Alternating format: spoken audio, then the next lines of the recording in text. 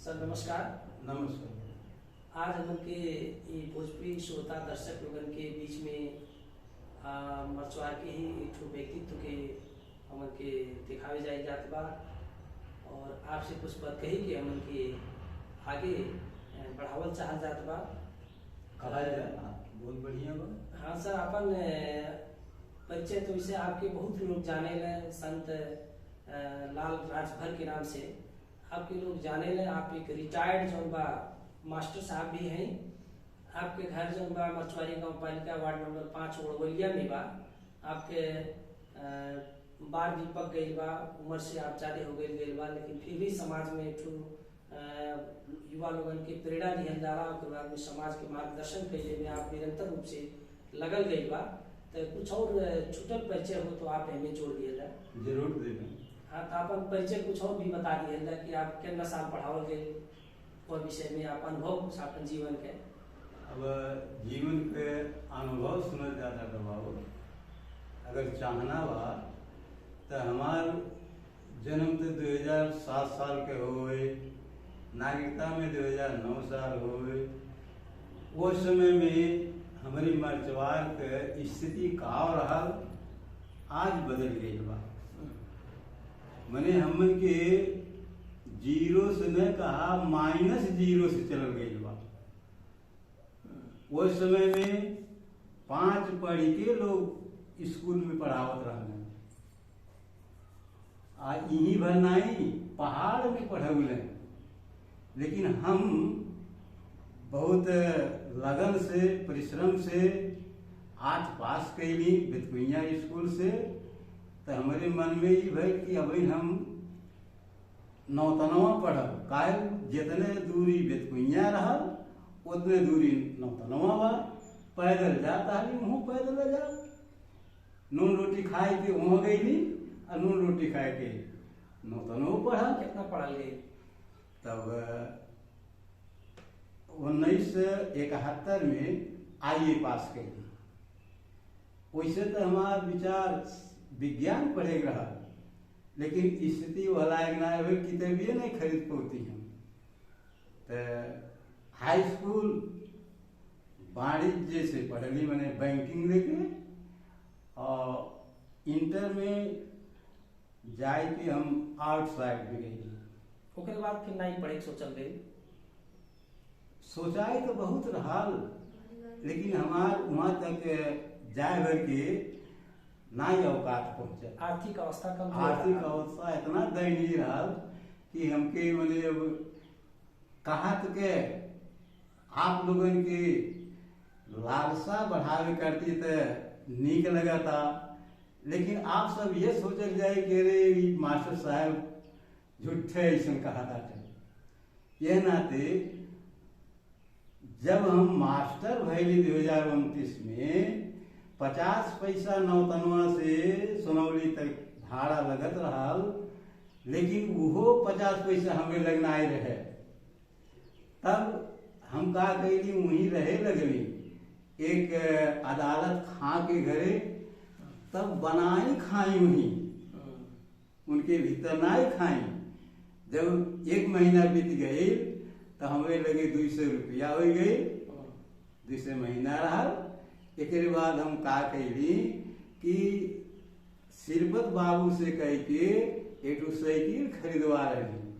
250 भाड़ू में 150 दे दिली और 100 रुपया बाकी रहा दूसरे महीने में दिली। तब से बगहा निम्न माध्यमिक विद्यालय में रोज आवे जाए लगी। यह तरह से अपने जीवन के का कही।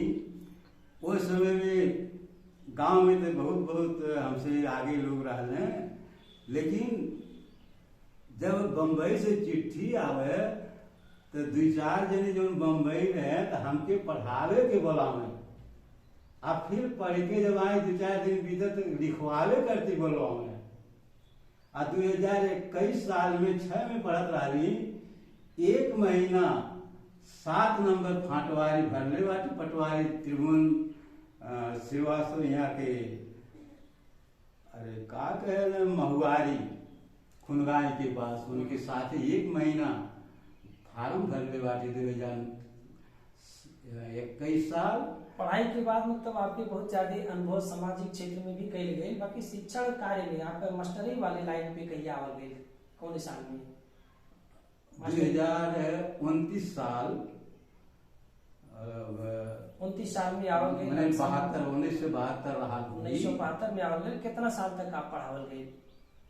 पढ़ावे के तो 1 महीना बाकी बा, अगर तालीम के जोड़ल जाए तो बेसिए हो जाए, 40 साल हुए। 40 साल पूरा आप अपने जिंदगी में पढ़ावल गए, मास्टरी पेशा में रह गए, तमाम स्कूल में पढ़ावल गए। एकर मने आपके अनुभव के निचोड़ का हो, आपके जिंदगी के जो मास्टरी लाइन के जो जिंदगी जियल गए, एक रिटायर्ड आप बाटे आजकल, तो आपके का लगाला जिंदगी? हमके तो ऐसा गर्व लगाला कि अगर कौनो साइड में केहू इज्जत या कमाई कमैले हुई तो उनके साइड भर हुई, चाहे पैसा के साइड हुई, चाहे ज्ञान के साइड हुई, और चाहे कला के साइड हुई। लेकिन हमार तो बहुमुखी बा, हम नीचे से सोचल जाए तो जीरो से चल के पूर्ण तक पहुंच गई बाटी अपने के। हमें कौनो अभाव नहीं बा, काहे हम हमेशा भाव में रहीला। जैसे प्रकाश रही अंधेरा किनारे नहीं आई, वही तरह से जब हम भाव में रहीला तो हमके अभाव नहीं बा। यानी मास्टर पेशा से आपके रुपया पैसा, बाल बच्चन के पढ़ाई लिखाई हर चीज से आप संतुष्ट बाटी? वो क्षेत्र में सोचे जाए तो हमके तनिको फिक्रे नहीं बा, वो भगवान अपने आप पठावल करता है। 200 रुपया 225 रुपया तलब रहल,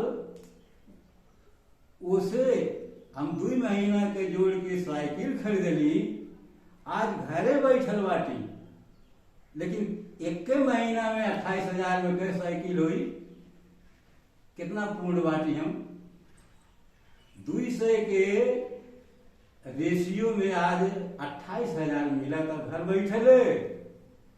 तो ई मास्टरी पेशा ज्ञान के दान कैले वाला पेशा हो। दानी तो बहुत बात दुनिया में, लेकिन ज्ञान दान जौन बा ई सबसे श्रेष्ठ बा। काहे? ज्ञान के बल पर ही ई संसार चलता। अच्छा, ये बताएं कि आपके पढ़ावल चेला में सबसे बड़ा पोस्ट तक आपके कितना जानकारी है, सबसे बड़ा पोस्ट तक जो पहुंचल हो या उनसे अभी भी बाबू तो हम गनली नहीं, आपसे हम का बताई। लेकिन एकरे बाद अब आपसे संपर्क हो गई बा, आप पता लगाए के खुद गन निकल जाए, हम बताएं का। तो मास्टर पेशा आप बहुत लंबा समय तक कई गए, लेकिन हमन के समाज में देखल ना जी मास्टर पेशा से या कोनो कर्मचारी से रिटायर्ड हो जाना तो खाली वो घर में सीमित हो जाना या अपन व्यक्तिगत दुकान दौरी में सीमित हो जाना, समाज सेवा के काम में बहुत कम सक्रिय रहने। हमें आपके का कहब बा? देखल जा, हम मौलिकता के मानीला, मौलिक प्रतिभा के आज हम परिपक्व अवस्था में जौन पहुंचल बाटी, ई परिपक्वता के हम समाज के दिहल चाहिए। मैच्योरिटी अवस्था के जे ले लई वो बीव हो गई। पौधा के 5 अंग में बीव में वो पेड़ो छिपल बा, पतवो छिपल बा, डरियो छिपल बा। वही तरह से आज हम बीव के रूप में अपने ज्ञान के दान के रूप में देता है। तो आप समाज से कितना जुटल बाटी? आप इतने कौने कौने क्षेत्र से आप जुटल बाटी समाज के? वैसे हम तो ऐसा बाटी एकांत प्रिय शांति प्रिय भी बाटी, रह सकीला अकेल।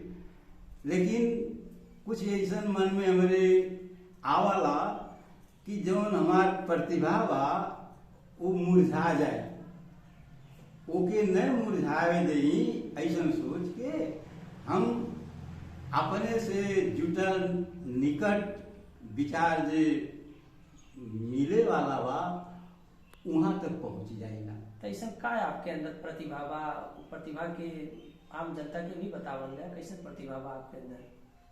अब हमार तो मल्टीपर्पज बहुमुखी प्रतिभा। जैसे हमारे अंदर, आपके अंदर वो ईश्वरी सौगात का जो उपहार बा जौने के आप प्रकट कइल जाई, एक से आपके जीवन बीत जाए, लेकिन आपके अंदर इतना कला, इतना मोड़ बा, इतना गुण बा कि सबके उजागर कई भी नहीं मिली। 2-4 के लोग कई लेला, केहू एक ठौरे पर रह जाला, केहू वो नहीं कराला। नहीं, आप अपने अंदर के प्रतिभा के बात कइले, का आपके अंदर बा खूबी विशेषता इतनी गई? अब देखल जाए, हम तो शिक्षक रही, आज रिटायर हो गई। अब उम्र के अनुसार, कार्य दक्षता के अनुसार अब हमार हरास बा, लेकिन ई हरास होए वाला वस्तु के हम नवयुवक में बांटल चाहता। कौन चीज बांटल चाहल जाता नवयुवक में? खास करके अपने जन्मभूमि के, देश के, राष्ट्र के, समाज के संरचना ऐसा बदल दें जो उनकी रचनात्मक और शोभायुक्त, समय सापेक्ष हो। तो ऐसा बताइए मार साहब, आपके उम्र भी करीब करीब 70 के लगभग पहुंचा था। 40 साल आप पूरा शिक्षा क्षेत्र में बिता दिए। मरचवार क्षेत्र के बहुत कुछ चीज आप तीता मीठा खट्टा चीज देखल गई। तो आपके सपना के मरचवार या कल्पना के मरचवार कैसन होवे के चाहिए, आपके का लगाला? अब देखल जाए, हर चाहना आवश्यकता नहीं होला, हर आवश्यकता पूरा नहीं होला, लेकिन जहां तक औकात पहुंचे वहां तक करे चाहिए, चले चाहिए। अर्थ, धर्म, काम और मोक्ष 4 पुरुषार्थ बा। अब ई पुरुषार्थ के आगे बढ़ावे करती हमन के शिक्षा एक आधार बा।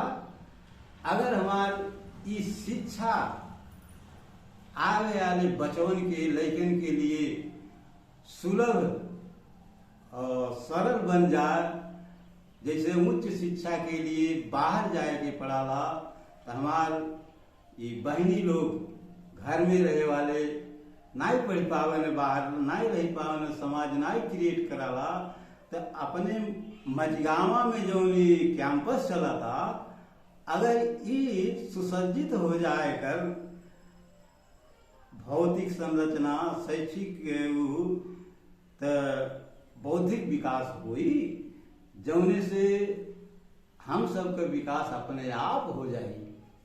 इतना बड़ा बढ़िया बात कही। मजगावा में एक कैंपस चला था कि और सुदृढ़ और व्यवस्थित बनावल जरूरी बा। तो इसे जौन बा आपके मरचवार के सपना ही देखल गई बा कि कैंपस बहुत अच्छा बन जाए भविष्य में। यहाँ के लोग जब शिक्षित हो जाइए तो हर क्षेत्र के विकास हो जाए, माने हुए लगे। शिक्षा आधार बा, शिक्षा आधार काम करो। अच्छा, आप अपने मतलब इतने घड़ी के जो बदलाव आई बा शिक्षा के क्षेत्र में, जब पहले आप शिक्षा रहल जौन बा शिक्षक के आपके देखने में कुछ शिक्षक के सेवा सुविधा के हिसाब से, सेवा सुविधा के संबंध में मतलब आप कहा कहना चाह रहे कि जो समय के मुताबिक जितना भी जो नेपाल सरकार जो सेवा सुविधा देती बा शिक्षक के, वह विषय में आप कहा कहना चाह रहे? आप भी स्वयं एक शिक्षक हुई।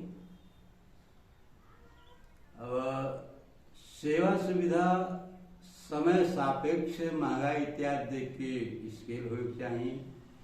और एक बाद जब शिक्षक रिटायर होता तो ओकर गारंटी भी हो चाहिए। काहे वो अपन समय यही पे समय लगा दिलिस तो बूढ़ भइले पर वो का करी, ये नाते ओकर बुढ़ौती तक के व्यवस्था ई समाज के सरकार के करी। पेंशन तो देते बा सरकार, बुढ़ौती के सुविधा नहीं हो देत बा, लेकिन अब आवे के चाहिए ओके करती। अब जैसे आयोग फाइट करे पड़ी तब न वहां तक पहुंची हैं। जे बीचवे में जाए कि 20 बरस 30 बरस पढ़ा देता, अब कुछ नहीं पावता। तो ओकरो लिए तो कुछ चाहिए सोचे के। समाज के सरकार के भी तो दायित्व होला। ठीक ठीक, धन्यवाद सर।